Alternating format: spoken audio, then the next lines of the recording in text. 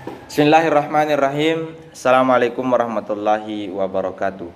Saya Muhammad Ilyas Amsur dari Sistem Informasi semester 4, dan hari ini saya ingin menyimpulkan apa yang saya pahami dari satu semester ini selama pertemuan semester 4 pada pelajaran atau MK mata kuliah Sistem Informasi Akuntansi.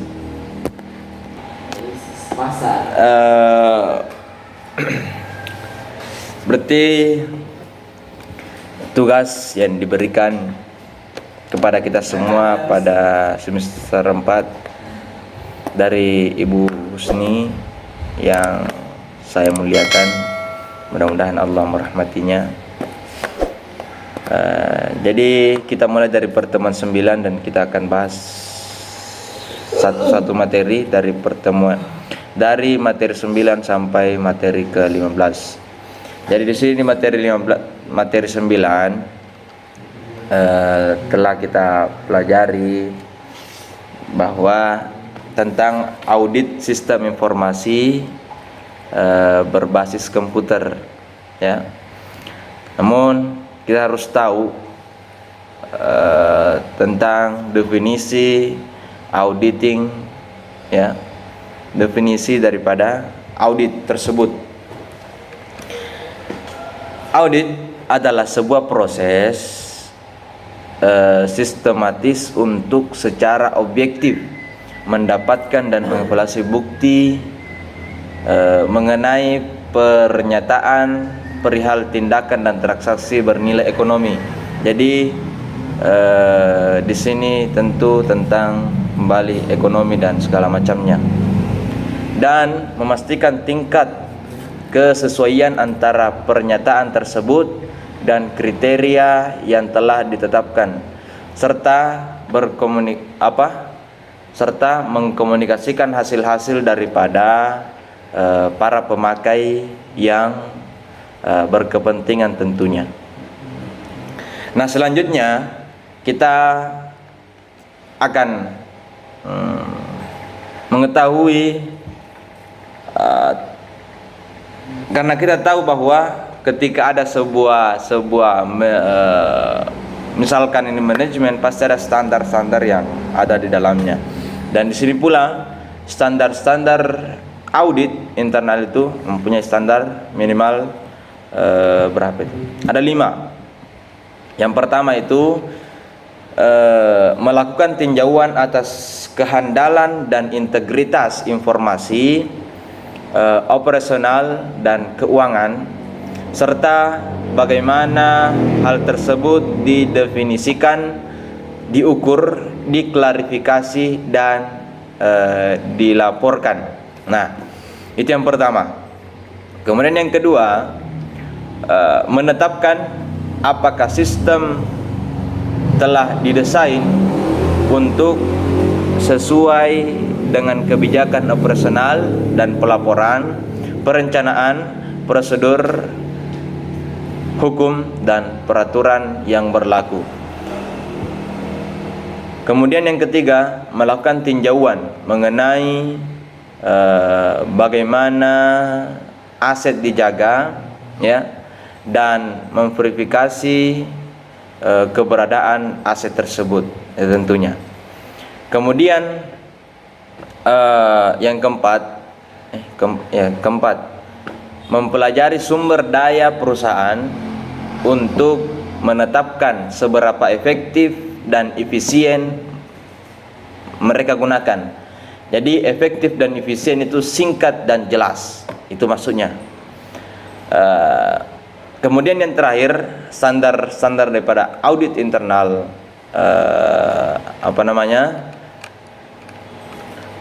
yang kelima dan terakhir, melakukan tinjauan atas operasional dan program perusahaan untuk menetapkan apakah mereka telah dilaksanakan sesuai rencana dan apakah mereka dapat memenuhi aturan atau memenuhi tujuan yang perusahaan ini ingin capai. Ya, tentunya itu adalah harapan terakhir ketika ada sebuah apapun itu, apakah dia berbasis manajemen, apakah dia berbasis apapun, pasti ada tujuan yang ingin kita capai. Jadi ini adalah melakukan tinjauan kepada para karyawan, misalkan apakah ini semua yang perjalanan selama ini ya sudah mendapat dan memenuhi tujuan yang telah mereka tulis gitu loh.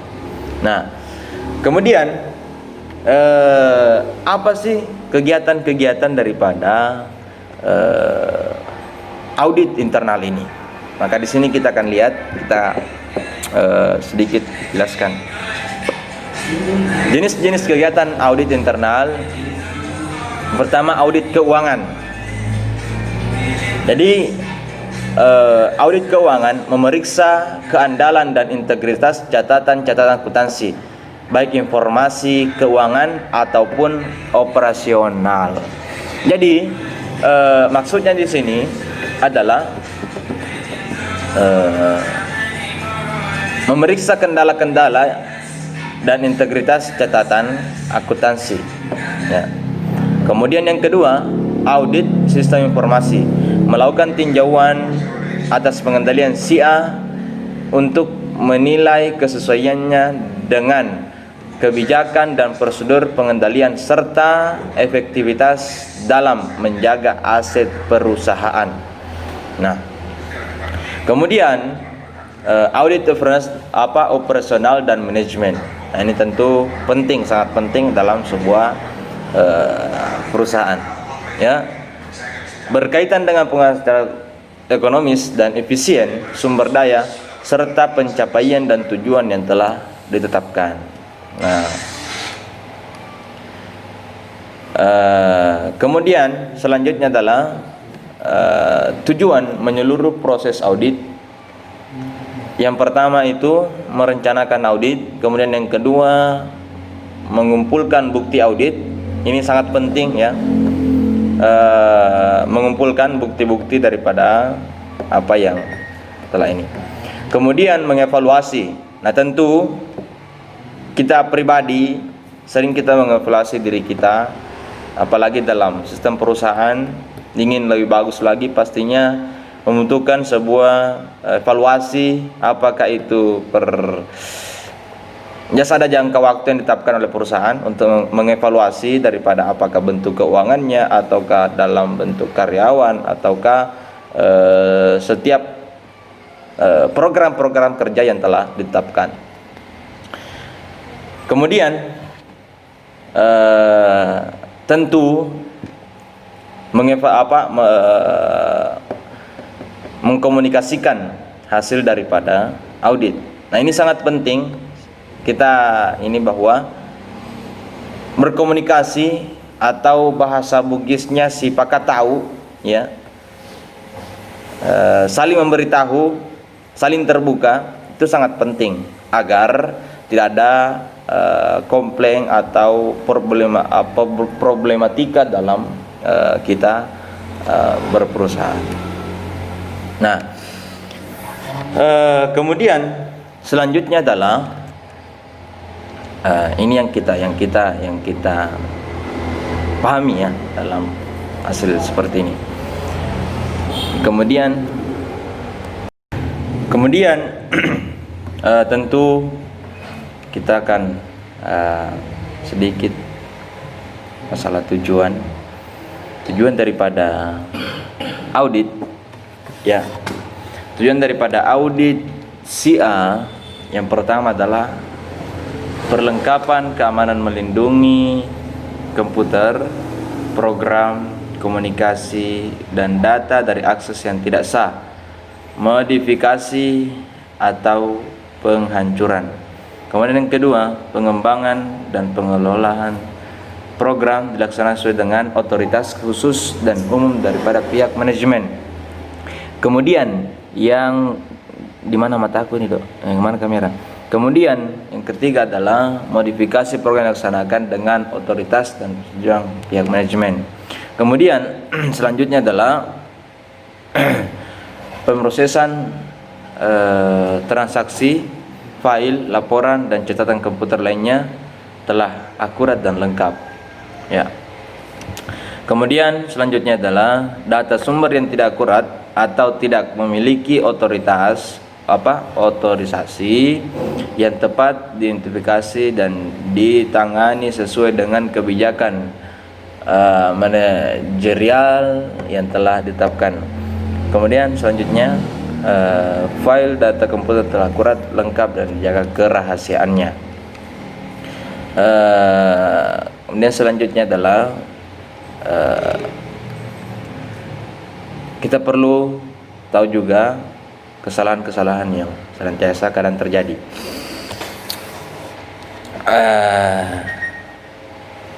Kesalahan yang pertama adalah kesalahan programan yang tidak disengaja, ya.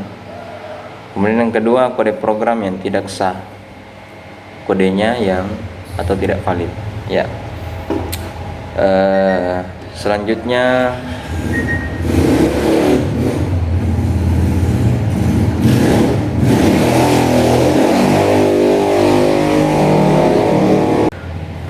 kemudian kita lanjut pada materi ke-10.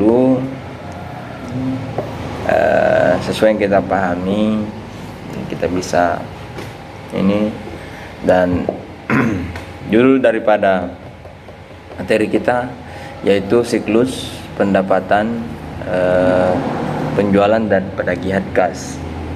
Ya, ini dari tema ini sudah kita bisa pahami bahwa rangkaian daripada pendapatan, kemudian penjualan kita dan penagihan kas. Kita perlu tahu siklus pendapatan adalah rangkaian aktivitas bisnis dan kegiatan pemrosesan informasi terkait yang terus berulang dengan menyediakan barang dan jasa ke para pelanggan dan menagih kas sebagai pembayaran dari penjualan-penjualan tersebut. Apa tujuan daripada siklus pendapatan adalah menyediakan produk yang tepat di tempat dan waktu yang tepat dalam harga yang sesuai. Kemudian selanjutnya adalah aktivitas bisnis siklus pendapatan. 4. Yang pertama itu entry pesanan penjualan, kemudian yang kedua adalah pengiriman, yang ketiga penagihan dan piutang usaha, kemudian penagihan kas. Proses yang dijalankan dari entry pesanan penjualan mencakup 3 tahap. Yang pertama, mengambil pesanan dari pelanggan, ya, memeriksa dan menyetujui kredit pelanggan, kemudian memeriksa persediaan. Pengiriman, tak perlu kita jelaskan satu-satu daripada pengiriman, kemudian penjualan, penagihan kas. Yang pertama adalah mengambil dan mengepak pesanan. Kemudian yang kedua, mengirim pesanan tersebut. Itu adalah penagihan piutang usaha. Apa yang dilakukannya adalah yang pertama penagihan kepada pelanggan untuk menagih, ya. Tentu kita tahu semua penagihan. Kemudian yang kedua adalah memelihara data piutang usaha. Ya, ini tentu harus betul-betul valid dan senantiasa kita jaga, ya. Karena jangan sampai ada yang pernah ngutang dan tidak ada datanya dan kita bisa menagih, gitu. Kemudian penagihan kas. Apa yang dilakukan daripada penagihan kas? Yang pertama adalah menangani kiriman uang pelanggan, kemudian menyimpangnya ke bank, ya. Kemudian kita ini tujuan, ancaman dan prosedur. Yang pertama, semua transaksi telah diotoritaskan dengan benar. Kemudian yang kedua, semua transaksi yang dicatat adalah valid, benar-benar terjadi. yang sampai ada tidak valid atau salah dalam transaksi. Kemudian ketiga, semua transaksi yang valid dan disahkan telah dicatat. Ya, tentu catatan sangat perlu juga. Kemudian keempat adalah semua transaksi catat dengan akurat, ya, dengan baik dan teratur. Aset, kas, persediaan dan data dijaga dari kehilangan atau pencurian, ya. Yang sampai hilang atau ada yang curi itu ini. Kemudian karena ada aktivitas bisnis yang dilaksanakan secara efisien dan efektif, tentu perlu dengan orang-orang yang senantiasa punya kemampuan dan punya ilmu yang bisa efisien dan efektif dalam melaksanakan tugas ini. Nah, itu mungkin untuk materi yang ke-10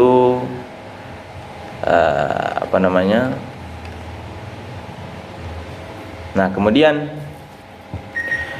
kebutuhan informasi siklus pendapatan. Yang pertama yaitu menentukan harga produk dan jasa, ya. Tentu ini sangat penting, ya, harganya. Kemudian menetapkan kebijakan mengenai retur perjualan dan garansi. Memutuskan jangka waktu kredit yang ditawarkan. Nah, ini tentu orang-orang yang senantiasa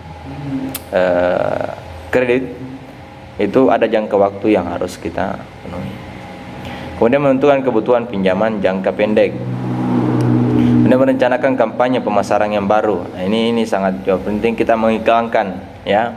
Atau bahkan ada orang yang membayar mahal untuk memasarkan atau mengiklankan produk-produk yang dia miliki agar lebih meluas, ya, yang dia produksi. Kemudian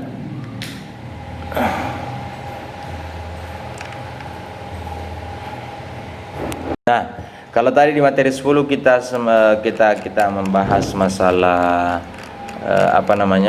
siklus pendapatan, penjualan dan penagihan kas. Nah, sekarang siklus pengeluaran, kemudian pembelian dan pengeluaran kas. Ini kebalikannya, ya. Kebalikan daripada ini. Pengertian siklus daripada pengeluaran, kalau tadi penagihan, siklus adalah rangkaian kegiatan bisnis dan operasional pemrosesan data terkait yang berhubungan dengan pembelian serta pembayaran barang dan jasa. Tadi kita membaca tujuan, nah sekarang kita pula membaca daripada tujuan.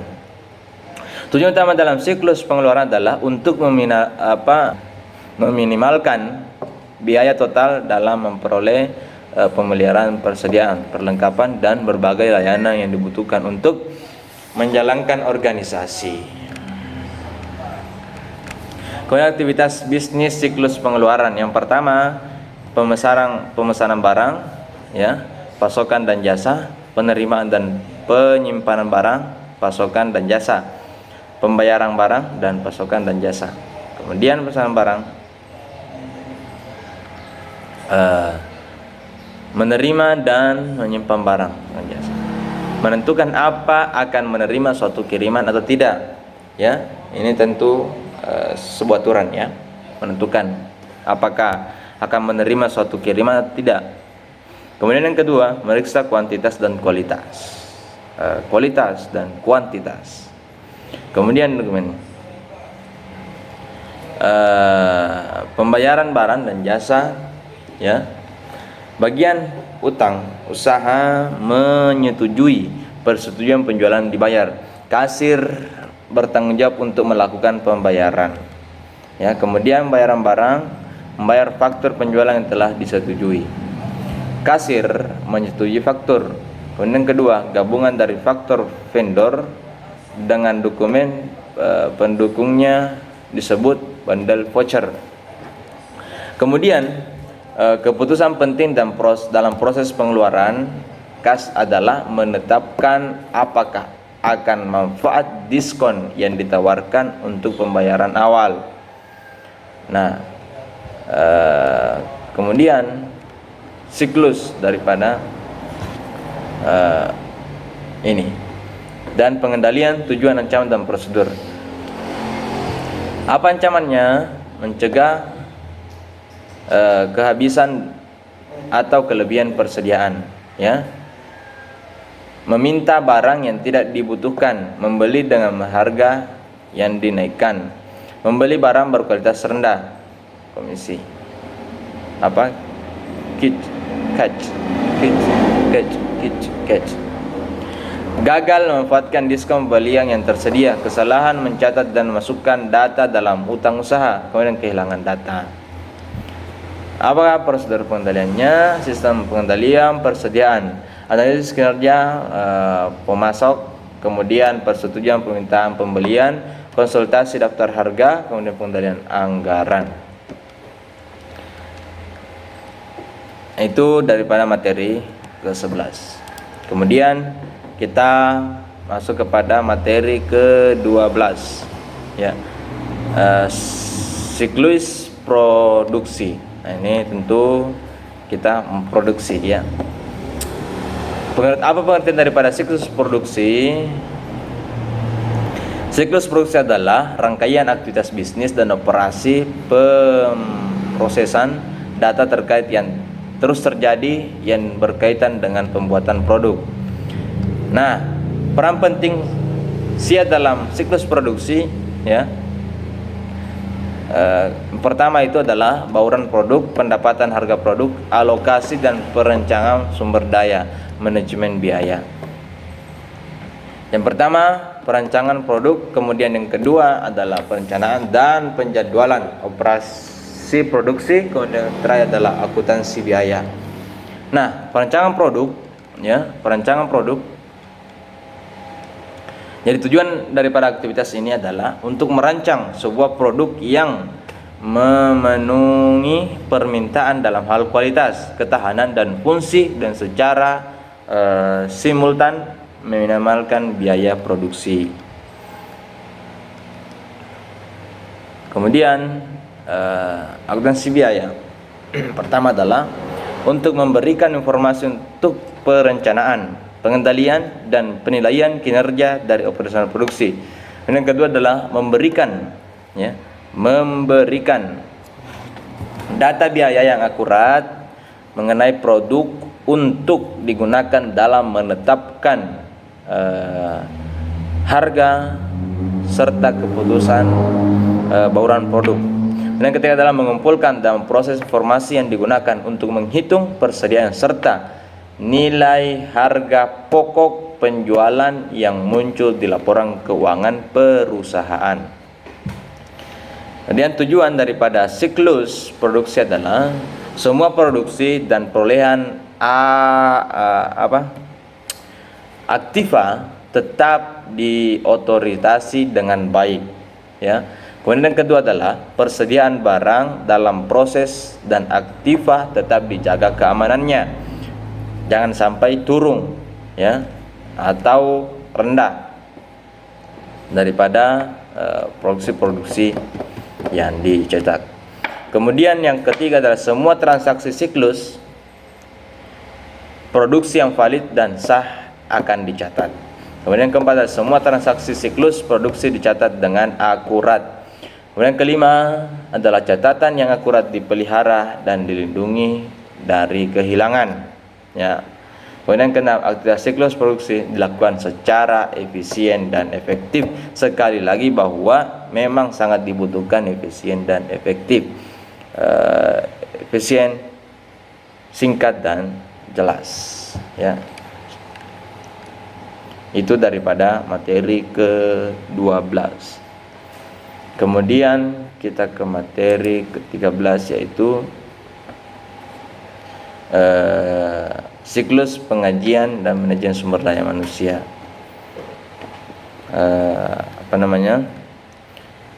Tahu bahwa ada tugas-tugas daripada MSDM, tim SDM, manajemen sumber daya manusia, ya.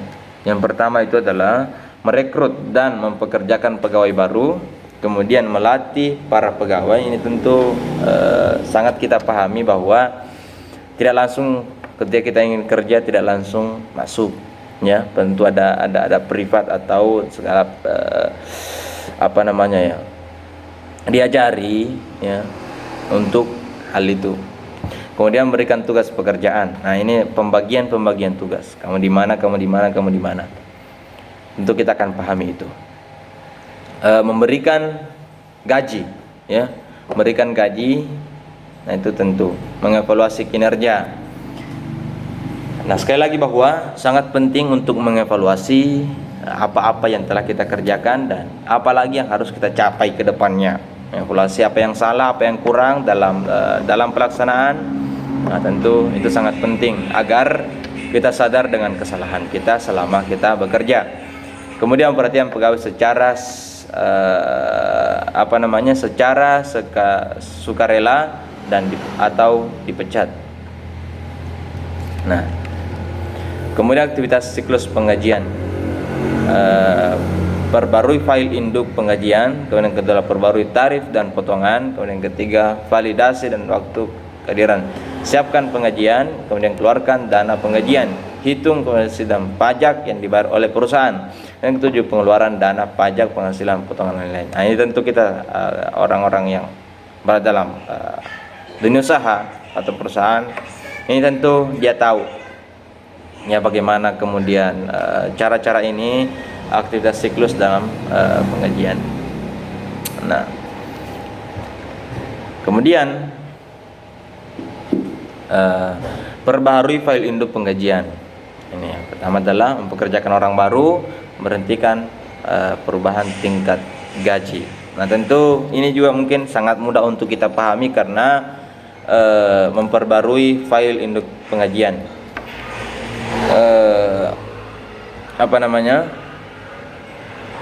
Pekerjaan orang baru, kemudian pemberhentian, ya, perubahan tingkat tinggi. Kemudian perbarui tarif dan potongan, ya. Kemudian ketiga adalah validasi data waktu dan kehadiran. Pertama, informasi mengenai waktu dan kehadiran pegawai datang dan berbagai bentuk bergantung pada status pembayaran pegawai. Kemudian pegawai dibayar per jam atau kartu waktu. Kemudian pegawai yang mendapatkan gaji tetap diawasi secara supervisi secara informal.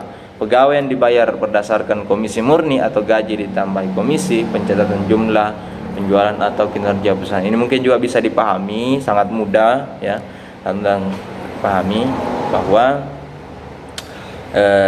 ada yang gaji tetap, kemudian ada yang lembur dan segala macamnya. Kemudian mempersiapkan pengajian. File transaksi pengajian diurut berdasarkan nomor pegawai. File yang telah diurutkan kemudian digunakan untuk menghitung gaji kotor, potongan pengajian, ya, dan gaji bersih. Gaji, kemudian daftar pengajian dan cek gaji pegawai dicetak. Kemudian membayar gaji. Asas kelima adalah pembayaran yang sesungguhnya atas cek gaji ke pegawai. Sebagian besar, ya, pegawai dibayar dengan menggunakan cek atau dengan menyimpang langsung gaji bersih ke rekening bank mereka pribadi mereka. Ini tentu ini sangat mudah untuk kita pahami bahwa dengan permasalahan-permasalahan yang siklus pengajian dan manajemen sumber daya manusia, ya, sumber daya manusia gitu. Ini materi yang ke-13. Kemudian yang ke-14 adalah sistem buku besar dan pelaporan. Ya, tentu ketika kita berada di dunia usaha, ya, kita sering kadang-kala menemukan hal-hal yang seperti ini, bahwa sistem buku besar atau pelaporan. Nah, kita lanjut daripada aktivitas buku besar dan pelaporan. Pertama adalah perbarui buku besar, kemudian masukkan ayat jurnal, penyelesaian, kemudian buat laporan keuangan, laporan manajerial. Kemudian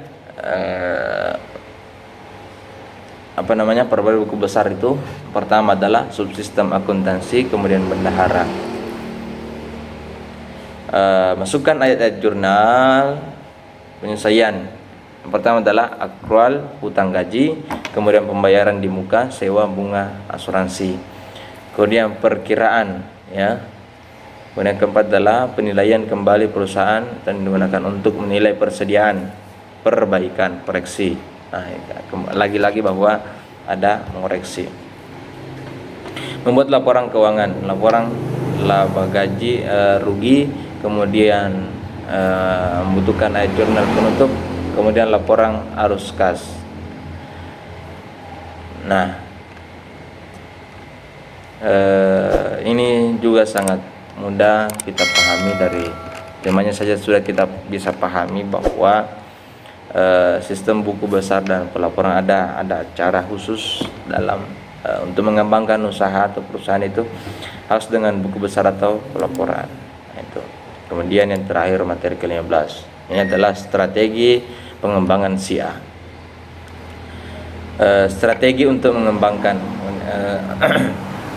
apa kesulitan ya dalam pengembangan SIA? Yang pertama itu pemintaan atas sumber daya pengembangan begitu banyak. Kemudian yang kedua adalah SIA yang baru didesain tidak selalu dapat dipenuhi kebutuhan para pemakainya ya.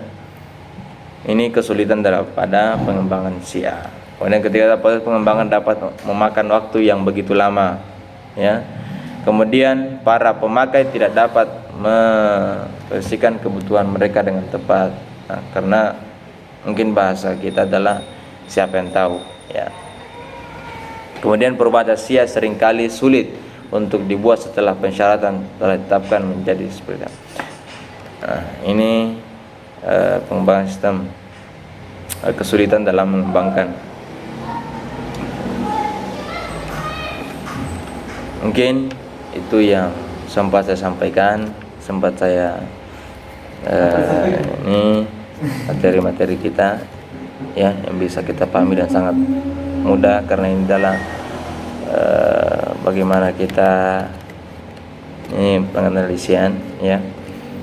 Jika ada kesalahan, saya sebagai manusia biasa yang tidak luput daripada khilaf dan salah.